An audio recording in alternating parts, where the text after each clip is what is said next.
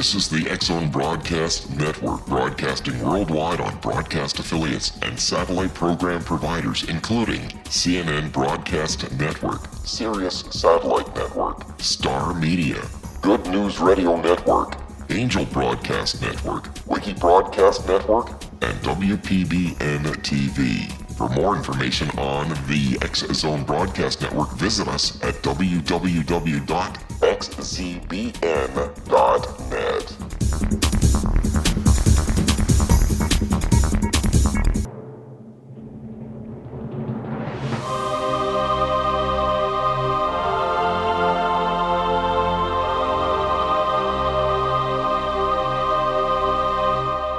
The Science of Magic with Gwilda Wiyaka is largely an opinion talk show. All opinions, comments, or statements of fact expressed by Gwilda Wiyaka's guests are strictly their own and are not to be construed as those of the Science of Magic or endorsed in any manner by Gwilda Wiyaka, REL-MAR McConnell Media Company, its affiliated networks, stations, or employees.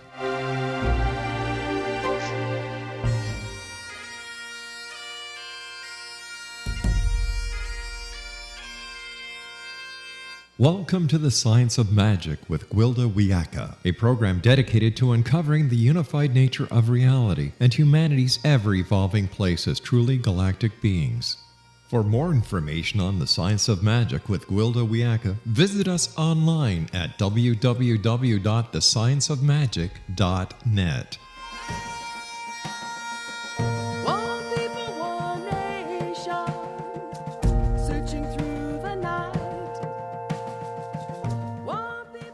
Hello and welcome to the Science of Magic, a program combining the science and magic of today's leading topics to co-create new solutions and hopefully promote evolutionary thinking.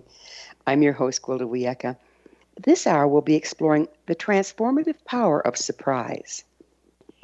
If you don't change directions, you may just end up where you're heading. Lao Tzu. We're all aware of the harsh realities of life. One look at the disturbing current state of affairs reveals we're riding a hellbound reality train in desperate need of derailing. So what is reality, really? The nature of reality is a much debated and confusing topic. Our current concept of reality is limited and monodimensional. Everything is comprised of frequencies. The bandwidth of frequencies we're privy to is limited to what we can perceive by our five senses. The linear mind does not decipher frequencies. In order to put frequencies into a framework the mind can understand, they're allegorically represented in the imagination. A holographic reality is generated by our allegorical interpretation of the frequencies bathing us at any given time. This comprises our concept of physical reality. We actually live in a holographic reality comprised of fluid synchronicities. Frequencies are by their very nature fluid and changeable. Therefore, the hologram is also malleable. However, we tend to perceive these holographic symbols as solid, real, and fixed. Thus, the needed derailing of the reality train. While the holographic nature of reality is like clay to be molded, we often perceive it as already fired, set in stone, unchangeable. This concept results in a rerun rather than creating something new and more to our liking. So how do we derail the train? How do we shatter the hologram? How do we shake out of the old limiting belief systems that stifle our natural ability to create? Never underestimate the power of surprise. With us this hour to unveil the amazing transformative power of surprise is Deirdre Hade, a mystic spiritual teacher, master healer, and visionary leader in the ancient arts of wisdom traditions. She, along with her husband, creator and producer of the film What the Bleep Do We Know, William Arntz, created the not-so-little book of surprises. Her website, DeirdreHade.com. Deidre, thank you so much for joining us on the Science of Magic. Well, thank you, Gwilda. It's just so delightful to be here with you. Yeah, we should have fun with this. It's surprising. What do you think? Yeah, well, we hope. We're hoping it's surprising, yes. What exactly are the ancient arts of wisdom traditions? Well, they are really the teaching of frequency, the working with energy, the mystical and mystery school. I've studied Kabbalah and Jewish mysticism for over 20 years, and I've also had a guru in India for 12 years. And I studied the I Am material. I mean, ever since I was 16, I have been really focused on the mystery and the mystical, and bringing it all together for people to understand. That's so. What brought you to it in the first place? Well, I was born being able to see a greater reality, experience a greater reality, such as with the angels. I had angels that would come visit me. I don't know, Gwilda, maybe I got hit on my head with a rock, but for whatever reason, I could just do this, and it pretty much lasted, come and go in phases throughout my life. But when I was 16, I hadn't had any kind of visitation in a long, long time, and I really just was starting to become your normal teenager, and I wasn't really interested in anything spiritual. Well, we're going to have to pick up with what happened when you were 16 on the other side of a commercial break. Okay, great. Okay. Deidre and I will return shortly, so don't go away. You're listening to The Science of Magic. Our current episodes are aired daily on the X-Zone Broadcast Network, xzbn.net. In service to our listeners, prior innovative episodes can always be accessed free of charge on our website, thescienceofmagic.net. The Science of Magic is proud to be produced by REL-MAR McConnell Media Company out of Hamilton, Ontario, Canada.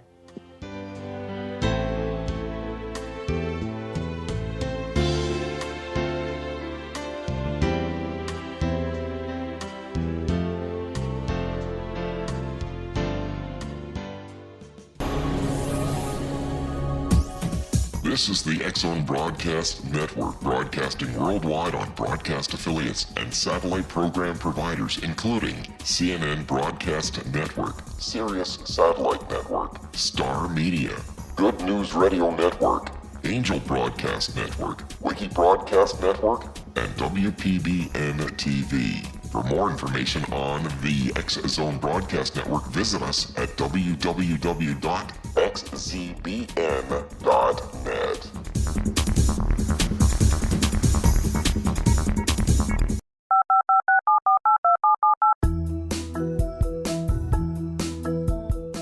Did you know that when you're on the road with limited data or Wi-Fi, you can still listen to the X-Zone Radio Show with Rob McConnell, The Science of Magic with Gwilda Wiyaka, X-1, Dimension X, Space Patrol, and every minute of the X-Zone Broadcast Network by calling 213-401-0080, courtesy of Audio Now.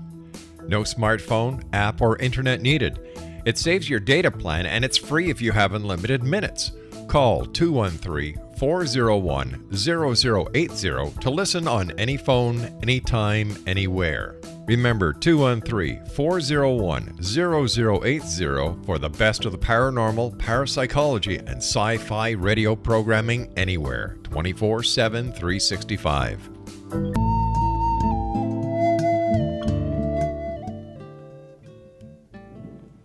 Welcome back. This is The Science of Magic, dedicated to unification and evolution of consciousness. I'm your host, Gwilda Wiyaka. Our guest this hour is the author of the not-so-little book of surprises, Deirdre Hade. Her website, deirdrehade.com. Deirdre, we were just starting to talk about what happened to you when you were 16. Yeah, so my mother was diagnosed with terminal breast cancer, and she was given a year to live. And it was very, very devastating, as you can imagine, and she was in bed and very depressed. This was back before they had any support for breast cancer victims. And I started praying over her. And my parents were scientists, physiologists and biochemists, research scientists from the University of Chicago. And so our household was a pretty science-filled atheist household. But And here you are trying to pray. But I said, I want my mom to live on. I'm going to see if this prayer stuff works. And it was amazing. One night, my mom said to me, she said, "Do you see this light in the room? There's a light." And I opened my eyes. I said, "Oh my gosh, you're right. There's a light in this room, and someone must have turned the lights on." I ran around the room. Nobody had turned the lights on. And then my mother said, "Oh, my pain is gone." And she ended up living 13 years longer than they gave her. And they said it was a complete miracle. And then that same light, she said to me, "I want to go home now." And that same light took her home. And then she passed 13 years later. And that really, that did it. I said, I have to find out what this is that science cannot explain.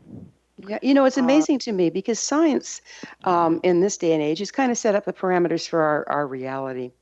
And when something starts to bridge that holographic reality, I usually get a major case of goosebumps, okay? In other words, I might not know what's bridging it, but I just start goosebumping all over. And I have to tell you, when I was looking over your book, I experienced them nonstop. So what's with that? Wow. Well, that's exciting that you had that wonderful experience of feeling the energy. So the words in the book were really given to me from a greater reality. You could say angels, archangels, different prophets. And I know that sounds a bit far-fetched, so I say that very lightly and also with an understanding of skepticism. But I think in today's world, people, Gwilda, are much more open, that there are these energies that bring phenomenal wisdom. And that's what's in the not-so-little book of surprises. Will called it that, my husband Will Arntz, because he said that it was so surprising. The information was surprising. And the information really has a frequency to it. We say that this is a living book. It's a magical book. It's with the photos, the fact that it's an art book. I wanted it to be like an ancient book of incantations on the divine. So for you to say that you got goosebumps makes all of us really happy. It was quite the experience. So, you mentioned here being here in a time of new beginnings. What do you mean by that? That we are in the 21st century beginning a new chapter for humanity. Let's just from the very material, we're beginning with this new technology that's going to revolutionize what it means to be human. And this technology has a light side and it also has a dark side to it. And we're going to be posed to have to look at many ethical and moral questions about what does it mean to be human and what is how much should we tamper with any of this.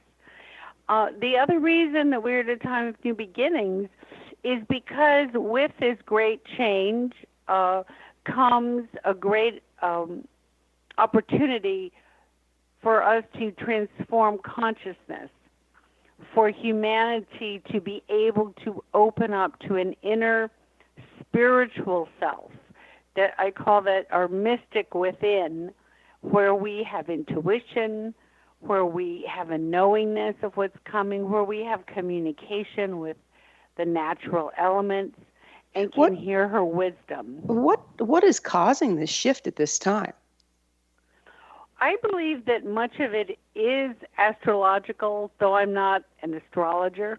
That's what I see in my visioning. I do see this great astrological shift. It's time.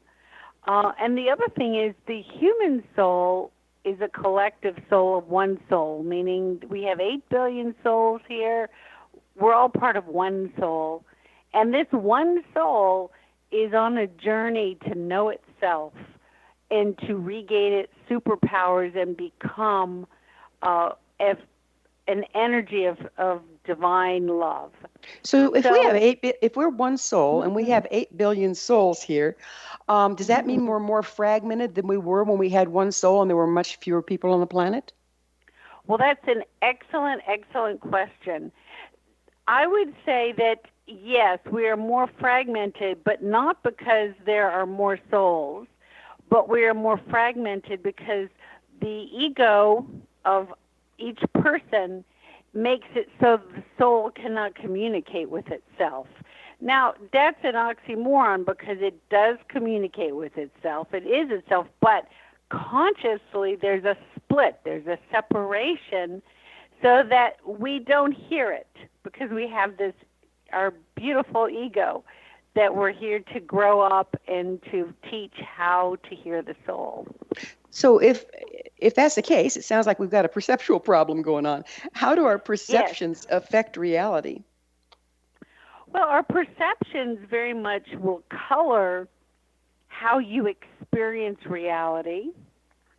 But in the regular mundane material world, it doesn't necessarily create that reality. Now, let me explain, because in a lot of spiritual thought there, we have you create your reality. So that's a very deep truth.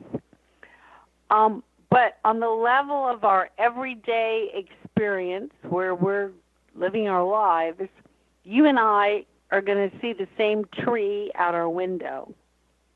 But our experience of that tree can be vastly different based on our history and our pattern of belief of what that tree could or could not mean. On a deeper level, well, that the ability where we say we create this reality, that's there's many different metaphysical thoughts. One, the indigenous, which I happen to align with. We're dreaming this whole thing up. This world is an illusion, but it is a very, very real illusion. Well, don't we need that illusion? Don't we need that illusion to relate? Well, we need that illusion so we can have fun and play and learn and grow, and so the who we are can know who we are. I mean, this is a great place to be. It's a wonderful place. We just want to restore it to that wonderful place. This is going to be a tough one, okay? So I apologize ahead of time. Would you define reality for us? I mean, we're talking about reality. What is it exactly? Well, that's a very good question also, and we all have different meanings of reality.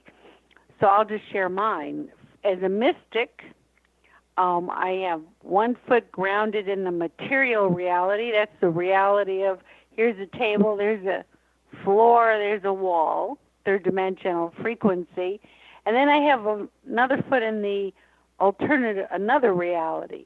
This reality is usually unseen by most people's eyes. You can feel it, like you felt goosebumps, you felt energy, but most of the time you can't really see it.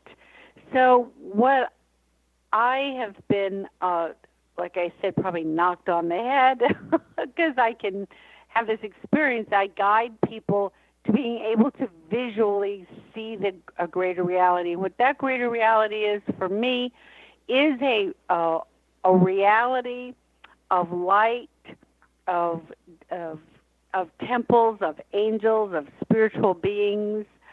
Do you love. think the two? Mm-hmm. Do you think the two, what we might call ordinary reality, and now the more mystic reality you're speaking about, do you think they're coming together or shifting perspective to each relationship to each other at this time? Well, they've always been together. They've always been side by side. They've never gotten closer or farther away, at least in this incarnation of the human. They're right there. It's what I call her the sister world on the other side of the veil. And our awakening, really, from what I see, is to be able to open this veil from the third dimension, be able to see through to the other side, and be able to know ourselves as these spiritual beings that we are. And that we're here to learn how to do that. It's real simple. Where do surprises play into this shift?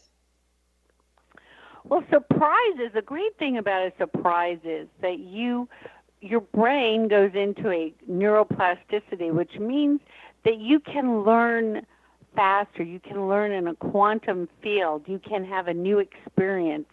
And every time there's a discovery, whether it's science or whether you have an aha of transpersonal growth or whether you meet the Buddha on the road, any of these things is a surprise. Humor is a surprise. And when that happens, Gwilda, we're given an opportunity to change our patterns, those things that keep us in a lockbox. We can change those patterns very quickly when we're in the experience of surprise. So are you saying that a surprise knocks us out of our neurological rut? I would say that, yes, that's what it does for a moment. The neuroplasticity of the brain changes. And then we have an option to either go back into the rut or consider other options? Absolutely. And typically what happens in a surprise, if it's a fun surprise like humor, it's great. You know, we feel good afterwards. We all feel good.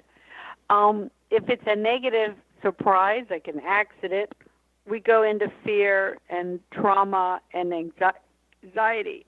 So what I'm saying is that when it's a fun surprise, immediately lay down some thoughts that you want to have in your net, you want to have in your pattern, because that thought, that affirmation will go very deep into your brain. And what I'm saying is if an accident happens, it's a surprise, it's a painful surprise, to have a practice to stay out of that panic and fear and go right into an ability to gain your intuition, your wisdom, and your powers to heal.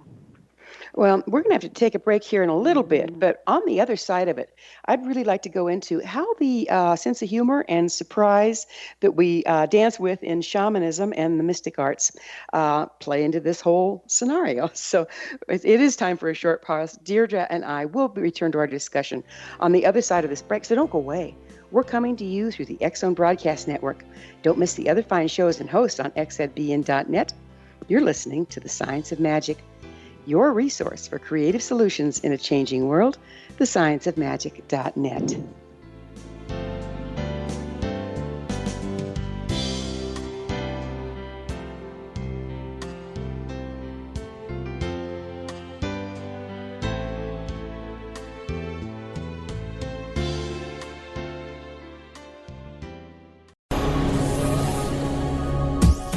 This is the X-Zone Broadcast Network, broadcasting worldwide on broadcast affiliates and satellite program providers, including CNN Broadcast Network, Sirius Satellite Network, Star Media, Good News Radio Network, Angel Broadcast Network, Wiki Broadcast Network, and WPBN TV. For more information on the X-Zone Broadcast Network, visit us at www.xzbn.net.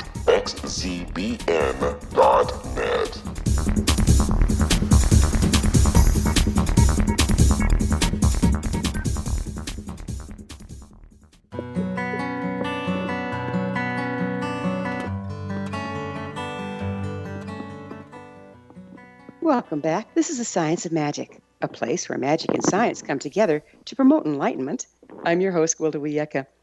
Our guest this hour is the author of the not-so-little book of surprises, Deirdre Hade. Her website, deirdrehade.com.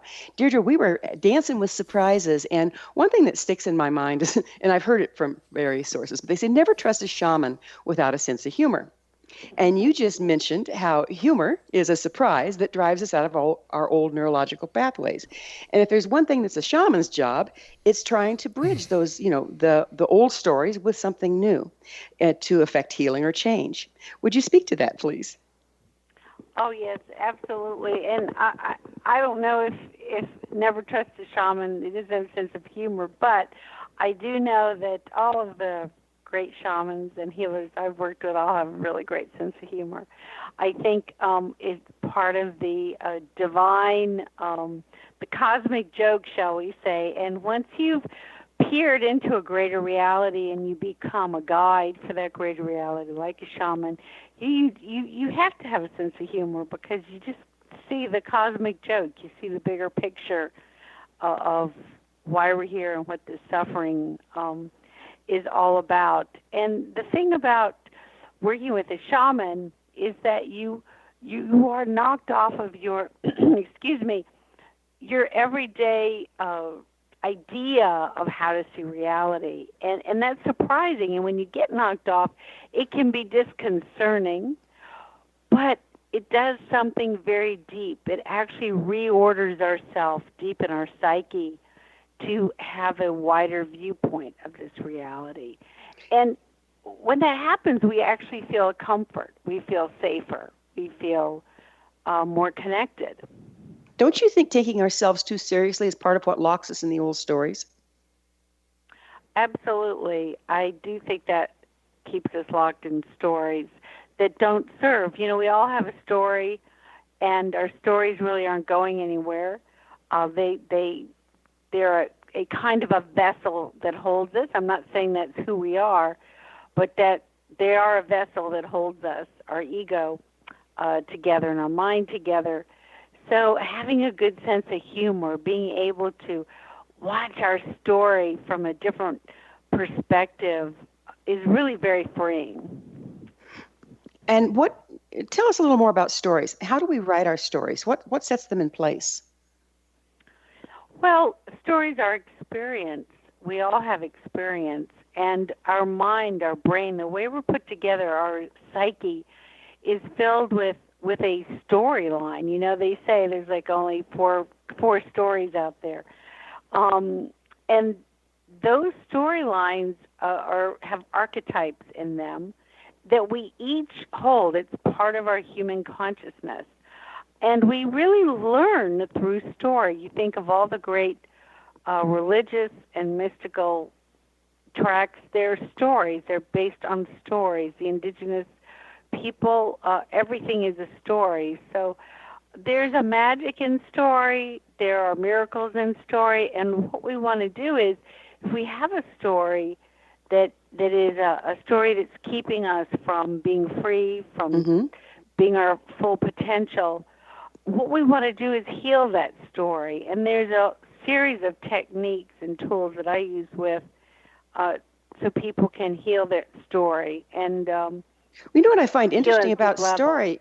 You know, we can be from the same family or in the same classroom when something goes down or in the same crowd when something goes down, and everybody will have a different story about it. Yes. So how does that play in here? Well, that, again, gets back to our perspective, how our experience of that story is. And the other thing is, too, and they've shown this, is that memory can change. You know, one person will remember one thing and another will remember something else. Memory is very fluid. It's not always accurate, but it is the way we store information. So, what about the Mandela effect? Tell me about the Mandela effect. Well, that's when a group, a surprising number of people have the same alternate memory of an event. So the event will be recorded one way, but then another whole group will remember it in a totally different way, and they probably have never even met each other. That's what it is. So it's like, are these different timelines? Are these different realities? What are we looking at?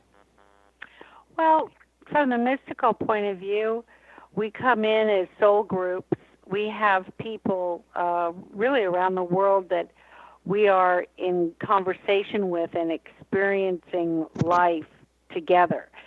We may meet some of these other souls, we may not, and that for me would be an explanation for this, that there are people in different places having the same experience is because they're all connected. The other thing that happens, Gwilda, is as we divide and multiply, let's say there's 8 billion souls now, all of our souls coming from the first soul, the first creation, and then the 2, and then the 4, and so on, our souls are part of, we have twin flames, we have groups of souls, sub-souls, one soul. You know, that's really, when you meet someone sometimes and you recognize each other and say, oh my God, you're my soulmate. You know, that's true. We kind of say that, flip it. But that's what happens when you meet someone and you say, I know you. There's that soul recognition of we're part of the same tribe. So let's change gears a little bit here. Yes. What is nature's language? You speak of that. Well, nature's language is a language in which there is harmony and order, even during change. All of nature communicates with each other in a different kind of language, a different frequency. Small children, shamans, mystics, there are people in life who can actually hear nature and report what nature has to say. But for the Western mind, most of us have forgotten that language. And so what I say in the Book of Surprises is, rediscover that language, because there is a wisdom and there is, life-saving information for all of us. Is the language of nature a continuum? I mean, I think it's always shifting, where we're living from compartmentalized stories. So does it kind of fill the space between our stories?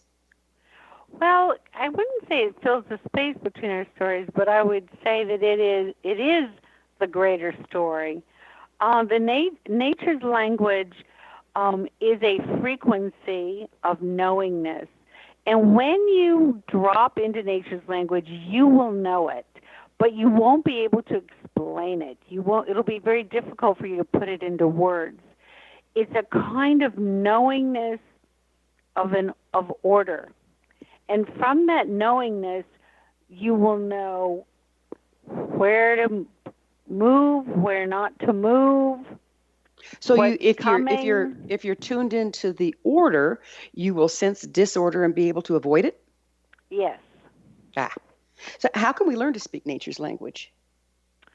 Well, the first thing you can do is very simply, and many people are doing this today, so we can just continue, and that is to meditate, to have a practice of mindfulness.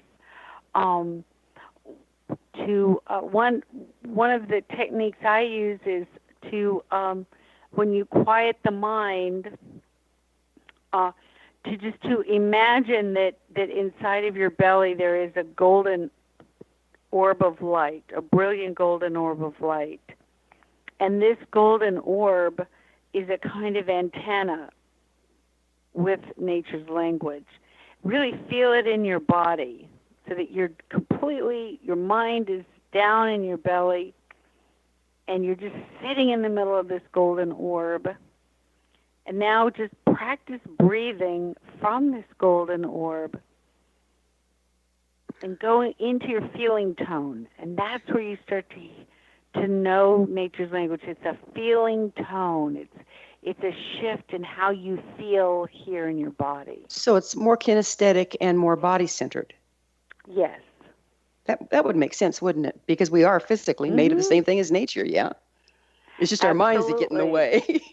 Yes, the ego mind is what gets in the way, but our body has the same structure and has a knowledge the way the trees do, or the way an animal does, a sense, a knowingness. There's a wisdom. It's just we don't listen. We get cut off and we don't listen to the body. So I'm saying get down into your body and feel that feeling tone of connection. So while we're talking about nature's language, let's take it out a little further. You speak of the stars as doorways. Would you go into that a little bit? Yes, absolutely. So this is a Kabbalistic awareness, and that is that every star, when you look up in the sky, we see an orb, or there's this celestial orb that's hanging, and yet what it really is a doorway that's opening into the world of light. So the perception, so that's why I say on that page, switch your perception now. Switch your perception and see, instead of orbs, stars or round orbs, see them as open holes into a reality of light. Do you think each one is different, and are they consistently different? Like, do they have personalities, if you will, or archetypical representations? Well, each star is a soul, and each star actually correlates with a soul here on the planet. We each have a star somewhere out there that is us in pure fire and pure light. And so these stars, these gateways, live in the paradox of of being a hole in the universe, an opening, and at the same time being an orb. So that is the mystical, holding that paradox between two linear concepts. We say, it can't be both. It's like in quantum physics. What do you mean, particles and waves? It can't be both. But in the greater reality, it is both. It's just our linear minds haven't quite figured out how to experience that yet. And yes, each star is also an angelic presence. Each star has an energy. The way that the patterns of the celestial bodies lay in the fabric of our universe, we see them as the zodiac. Each of those patterns are a specific energy and frequency from the worlds of light. You can meditate on them. You can meditate on a particular star or a planet, and you will feel an energy. You will feel a presence beginning to work with you. Well, we're going to have to dance with the stars a little bit on the other side of this next commercial break, and we will take another quick break. Before we pause, though, let me remind you to watch for the amazing upcoming Galactic Shamanism and Children of Tomorrow classes on www.findyourpathhome.com. Deirdre and I will be back shortly, so don't leave us now. This is The Science of Magic, your resource to altruistic professionals of science and the esoteric, working to create common ground for the betterment of our world. Join our email family to receive our amazing topic-driven episode collections at thescienceofmagic.net.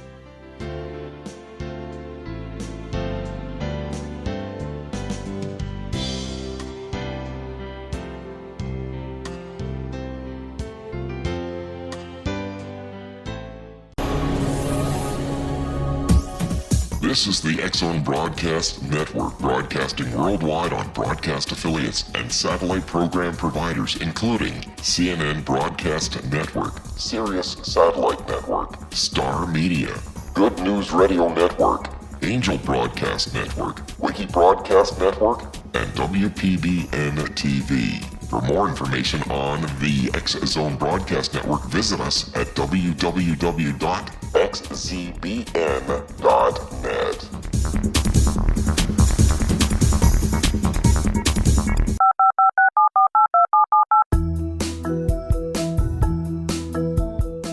Did you know that when you're on the road with limited data or Wi-Fi, you can still listen to the X-Zone Radio Show with Rob McConnell, The Science of Magic with Gwilda Wiyaka, X-1, Dimension X, Space Patrol, and every minute of the X-Zone Broadcast Network by calling 213-401-0080, courtesy of Audio Now. No smartphone, app, or internet needed. It saves your data plan, and it's free if you have unlimited minutes. Call 213-401-0080 to listen on any phone, anytime, anywhere. Remember 213-401-0080 for the best of the paranormal, parapsychology, and sci-fi radio programming anywhere, 24/7, 365.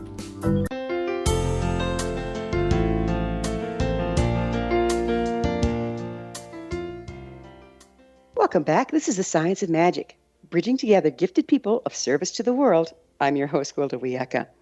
What's up in your world? Email me at info@thescienceofmagic.net and suggest a topic or a guest that's on your mind. You're probably not the only one that would enjoy them. Our guest this hour is the author of the not-so-little Book of Surprises, Deirdre Hade. Her website, deirdrehade.com. Deirdre, we were talking about the stars, and one thing you said that just really kind of ignited my shamanic bones is you were talking about how each person has a star. And I don't know if you're familiar with it. They still do this ceremony today. The Lakota, that's why the Black Hills were so important to them, is they had a representation, a sacred site for each star in a particular constellation in a location in the Black Hills. There were a family line that represented each star, and someone from that family line would go, if I believe it was the equinox or the solstice, and perform a particular ceremony that had been handed down for generations. So can you link that with what you just told me about each person having a star? Oh, yes, then that's a beautiful, beautiful ceremony, but it's more than a ceremony. Really, what the indigenous people, the Lakota, my grandmother was Lakota Sioux. The binding of the worlds, that really is the practice. Right, linking heaven and earth, right? The binding of the frequencies, keeping the gates open, the bringing the divine energy into our world, and these traditions, which have been many have been lost. Those are the ancient traditions, but they do more than our linear kind of scientific trained mind can comprehend. They really move into the magic of taking frequency and becoming artists of frequency and binding frequency together so that we do live in order and harmony. So we're resetting ourselves. We're resetting ourselves using the stellar cycles by resetting on a consistent time where everything lines up with people that line up with those stars. Do you think that the loss of that is part of why we're seeing so much chaos at this time? I absolutely feel the loss of this contributes to chaos. Absolutely. Every culture I've ever worked with and studied with has a tradition of people, beings, whether they're shamans or priests, medicine men, whose job it is to keep order and harmony between the multi-layered realities for everyone else. And when we don't have this, when we don't have a practice that is carried from the beginning of time, our reality begins to get more chaotic. So we have, we talked earlier, we're kind of going full circle here, but each person has really their own rendition of reality. But each rendition of reality, like each different star, has a place in the puzzle of life. But what connects the puzzle of life together would be the frequencies or the combined frequencies. And if we're not aligned with the sound of nature, whether it's stellar or earth-based, we can't put it together. So how can we start participating again if these traditions have been lost? Well, it's actually very simple. Each one of us in the Western world has replaced ritual with habit. We're all ritualistic, but we have habits. And so what I would encourage you to rediscover the true ritual of you is to just use your imagination. What would be a ritual, something sacred, so where you could stop the mind from its everyday wandering and really focus on beauty, on love, on order, on harmony, even if it's as simple as you get up in the morning, you light a candle, and sit with the candle for 5 minutes. So you're saying ritual can reprogram the mind? Yes, absolutely. That would be very freeing, wouldn't it? Well, it works because our minds are built on ritual. That's how the stories, the components, that's how the synapses, they fire in an order. And that order of story, when it's put into a ritual, it gives us a greater understanding. It gives us the ability to know nature's language. But when we're out of touch with that, it just goes into habit. And most of those habits are bad habits. They're bad habits of thought. We telling ourselves negative stories that keep us from being who we are. They're bad health habits, bad habits of the heart. And we can change that by coming into a more natural state, which is a healthy habit of the heart, which is being in the frequency of love, healthy thoughts. Well, this really brings us to my next question of what is it to be a choice point? Yes, well, in this passage in the Book of Surprises, what I'm saying and what the celestial beings are saying, this message was given to me by the archangels, and what they said to us is, you humans, this reality, we are at a choice point, and that the choices that we make between now and the next 20 years will decide what the next million years of our incarnation is going to look like. What puts us in that position right now? Well, that's a very good question. We'll have to, I'm going to ask them right now because they're going to tell me. I'm sorry. Who's? Saying, I'm confused. Who's they? They are the archangels. So this prophecy came to me from the archangels. They spoke to me and they said to humanity, you are at a choice point. You are at a time when you will choose what the next million years is going to look like. It's the only time that you will have that you've been given this opportunity. What they're telling me is that because of the technology we have, we can leave an imprint that will last a million years. Well, Deirdre, couldn't. I have a quick question for you. Yes. A lot of people hear voices or hear information. How can you tell where your information is coming from and that it's reliable? What kind of checks and balances do you have? Yes, well, for me, my checks and balances are I always connect into the frequency. And if I hear something and I'm feeling an overwhelming sense of love, if I feel completely one with all of creation, and the voice or the message to me really aligns with a greater truth. Is it love? Is it wisdom? Is it kindness? Is it caring? Is it compassionate? I know that that's a voice coming from the source of God. So if a voice comes in and, it says, here, go shoot somebody, that's not the voice of God. I don't know. He had somebody butchering his son and finally traded out for a baby lamb or something, as I recall, in the Old Testament, right? Well, let's look at this. I can't say I'm a rabbi, but I've studied mystical Torah for over 20 years. And in that story is actually a story of consciousness, where Abraham was going to, sacrifice his son. And what the story of consciousness is that God is saying to us, you've misunderstood what I said. You've heard through your own filters my voice and misinterpreted it that you are to make sacrifices that are too great, and that I'm not asking you to sacrifice. To worship me, you do not have to sacrifice.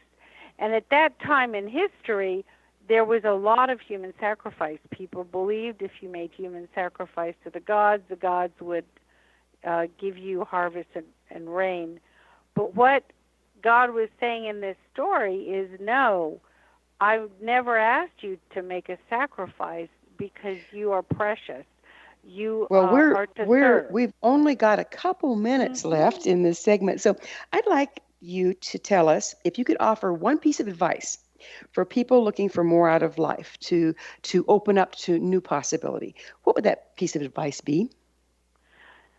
My advice to you would be know your core values, meditate on these, have your core values, 1, 2, and 3, right up front center in your mind, and operate and live and do everything from your core value, because that core value lines up with a greater net of reality, and that is where the miracles and the magic really get formed. That's what I would say to go do. And you'll watch your life change. Real quickly, what is a core value? A core value would be, like my core value is to love no matter what. My husband's core value that he's working on is that he is, what he says and his actions always line up. He's not a hypocrite in anything. Those are core values. Values are virtue. And there are virtues, illusionary as it may be, I have yet to learn to make time stand still, and now we're out of it. Deirdre, thanks so much for coming on the show and sharing your amazing insights. Our guest this hour has been mystic, spiritual teacher, visionary leader, and author of the Not So Little Book of Surprises, Deirdre Hade. Her website, deirdrehade.com. This has been The Science of Magic. Until next time, dear hearts, may you be blessed with knowledge and comforted with love, and live a surprising life.